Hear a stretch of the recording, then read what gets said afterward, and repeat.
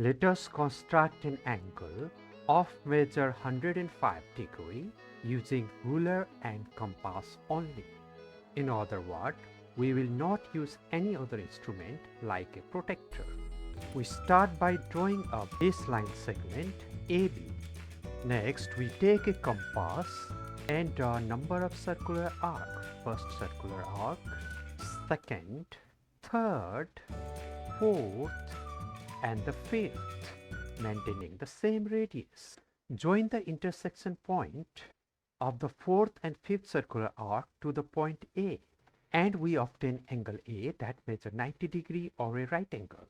Next, we draw sixth and the seventh circular arc of same radius and join the vertex A to the intersection point to get two angles that measure 45 degree each. However, we want an angle that measures 105 degree. Observe that 60 degree plus 45 degree gives 105, and we draw another circular arc again of same radius. Join the vertex A to the intersection and we obtain angle A that measures 105 degree.